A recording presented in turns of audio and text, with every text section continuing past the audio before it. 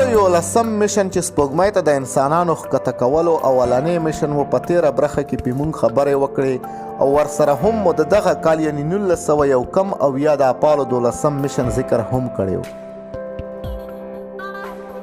چې پکې پیټې کوناډ، ایلیان پین او ګورډن جونیئر برخه اخیستې وه. په دغه میشن کې برخه اخیستونکي دغه درې واړه ستورمزلو د کال 1980 سرویر میشن ځینې برخې هم ځان سره ځمکې ته راکوزې کړې. حیرانونکي خو دا وه چې په هغه ګاډۍ ځینې برخو باندې ځینې میکروبونه لا هم ژوندي وو چې له ځمکې ورسره تللي وو او د سپوږمۍ په فضا کې ژوندي پاتې شوي وو.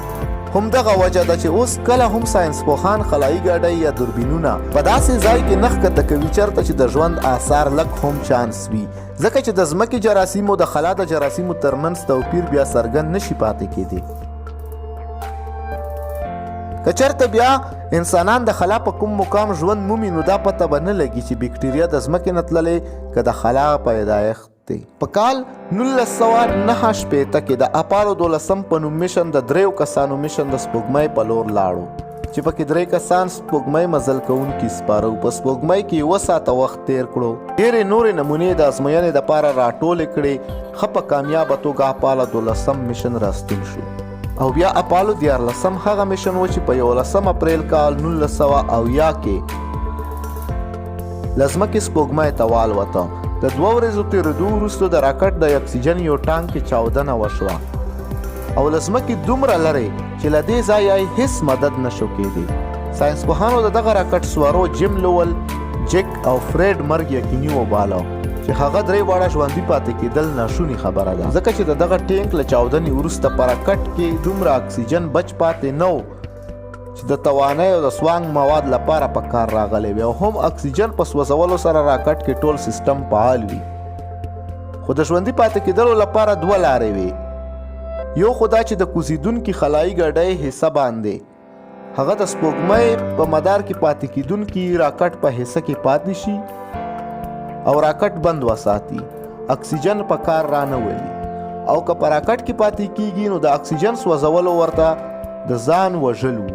هغوی په سپوږمۍ کوزیدونکي ګاډۍ بند وساتله او د دغه راکټ د سپوږمۍ مدار کې څرخیدونکي برخې کې استوګن شول چې لمریزه انرژي یې کاروله. د سپوږمۍ له سطحې فقط 250 کیلومتره بره له سپوږمۍ عکسونه واخیستل او د سپوږمۍ کشش یې د قوت په توګه په کار راوستو چې د راکټ مخه یې ځمکې ته وګرځوله. دلته باید تشریح کړل شي چې د کشش یا د راکښت قوت هغه قوت وي چې په زور یې ځمکه یا سپوږمۍ ځان ته له خلا کوم څیز راکاږي چې څومره هم د کمې سیارې یا سپوږمۍ مرکزې ته نږدې کېږو هومره د راکښت قوت زیاتیږي. د اپالو 14 میشن د سپوږمۍ د کښت قوت داسې په کار راوستو چې راکټ څومره هم د سپوږمۍ سطحې ته نږدې کېده هومره یې رفتار کې چټکتیا راتله او هم په دې چټکتیا کې د راکټ انجن چالان کړل شو او مخ یې ځمکې په لور کړل شو. د تیز رفتارۍ موندنې له وجې راکټ په هماغه رفتار سپوږمۍ له مداره خلا ته ووته. د اوبو له کمښت سره مخ د سوانګ موادو له وجې له سختې یخنۍ دغه 3 کسان خلایي مزل کوونکي په 18 اپریل د ځمکې مدار ته را داخل شول. د ناامیدۍ لرلو سره ژوندي راستنه شول. هم په دغه موضوع هالیوډ د اپالو 14 په نوم بیا فلم جوړ کړ.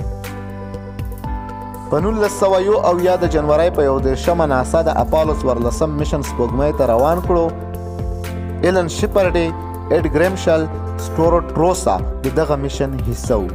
هلته هغوی د ګالف لوبه وکړه او 45 کیلوګرامه د خاورو او کاڼو نمونې راغونډې کړې. هغوی هلته داسې آینې ولګولې چې نن پرې ساینسپوهان له ځمکې د لیزر وړانګې ورپرېږدي نو واپس یې راتمبوي او دغه شان د سپوږمۍ او د ځمکې ترمنځ د واټن پیمایش په سمه توګه کیږي.